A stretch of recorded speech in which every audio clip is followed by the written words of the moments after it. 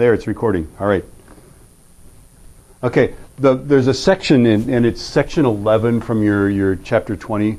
I know you guys are mature enough. We didn't get to it in the last class. I'll talk about it very briefly here, but you really need to go in there and study that section there, because it's how we know that electrons move through wires and that protons do not move through wires.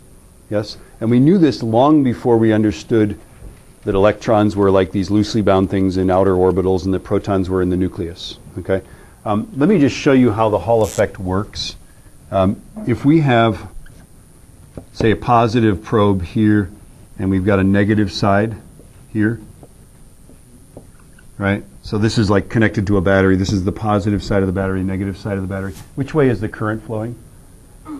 Current's flowing this way, right? The physics current flows that way, right? And if we have a magnetic field, let's suppose that the magnetic field is like this. If we put this thing in a magnetic field, and especially if we have this conductor as a flat conductor, that is, it's literally shaped like this pad here, right? It's like this. It's very tall this way, very thin this way, right? Then a weird thing happens, okay? Now, what is it? We know that positive doesn't move, right? Because the positive charges are all protons. They're all safely bound in the nucleus, and they are not moving, right? So we know that what's really happening. That if the current is flowing that way, negative charge is really flowing. Electrons are flowing which way?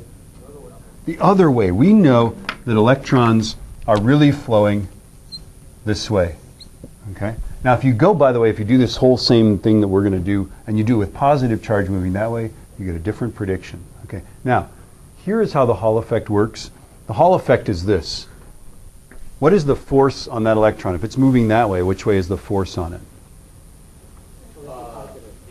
Up, but it's negative up, so the force is actually down. Okay?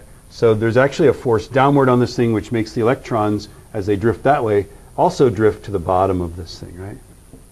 Right? And that, by the way, if the electrons drift to the bottom, that leaves the top positively charged by just subtraction. That is, if you take positives away from, or negatives away from a neutral atom, then it becomes positive. Okay?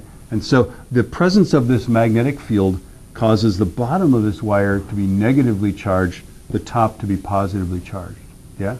So all we have to do, by the way, is hook up a voltmeter. Hook one side to the bottom of this, the other side to the top of that, and that voltmeter is going to tell me whether there's a magnetic field there. Won't it? Yes, there we go. In fact, if we read that voltage, the bigger the voltage, the bigger the magnetic field. I don't know if it's linear or not, but this is how we detect magnetic fields. They just have these little Hall effect probes, and they're really just measuring voltage across that thing. Yeah? That's kind of a cool thing, isn't it? Okay? So go in the book and read that section, because if you actually start off with a positive charge moving this way, you get a different thing. I believe it's that the positive charge drifts to the bottom, and that's different, isn't it? Yeah? Okay? So go read that. The reason I'm saying that is that I didn't really cover it, and it's on the test, okay, for this chapter. I will try to, if I find myself with this camera, I will try to go through the whole explanation so that you have something to look at if the textbook fails you, but I don't think it's going to fail you. Okay? So it's just a heads up on that.